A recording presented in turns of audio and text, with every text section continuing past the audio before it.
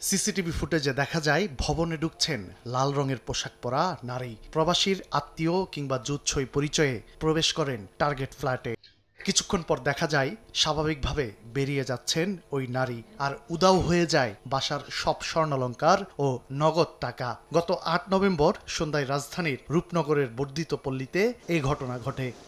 ভুক্তভোগীর দাবি, ওই নারী ফ্ল্যাটে ঢোকার কিছুক্ষণ পরই স্বাভাবিক চেতনা লোপ পায় তার। মুহূর্তেই কোনো কিছু না বুঝেই নির্দেশ নামতো স্বর্ণালংকার সহ সবকিছু তুলে দেন তিনি। ব্যাগটা এমনি করে নিয়ে নিছে, নিয়ে ও এ সাইড থেকে ব্যাগটা এই সাইডে আনছে, আনি আবার এই সাইড থেকে আবার সেম জায়গায় আনি ওই ব্যাগটা রাখছে।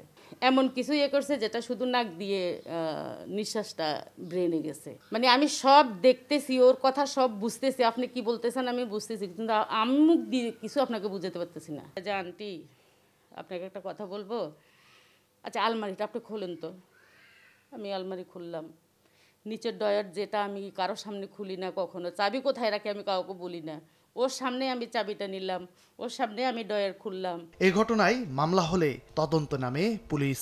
মূল হোতা তানিয়াকে চিহ্নিত করে রূপনগর থানার তদন্ত দল। পরে সোমবার দিবাগত রাতে উত্তরা দিয়াবাড়ি থেকে তাকে গ্রেপ্তার করা হয়। পুলিশ জানায়, রাজধানীর বিভিন্ন থানায় তানিয়ার নামে অন্তত 40টির মামলার তথ্য মিলেছে। তার সিটি পিসিপি এর যাচাই করলে দেখা যায় তার পূর্বের মামলা হলো 38টা, এবং আমাদের থানায় এই বিল্লাল সাহেবের বাসায় একটা মামলা হয়, মামলা নাম্বার 5, এবং স্টান হাউজিংয়ে সবুজ নামে আরেক ব্যক্তির বাসায় সে একই কায়দায় তার 2 মেয়ে আমেরিকায় থাকে, আমেরিকা প্রবাসী পরিচয় দিয়ে তার বাসায় ঢুকে। সে মামলা সব মোট মামলা এখন 40টা। তানিয়ার সঙ্গে থাকা চক্রের অন্য সদস্যদেরও শনাক্তের কাজ চলছে বলে জানান পুলিশের এই কর্মকর্তা। তানিয়া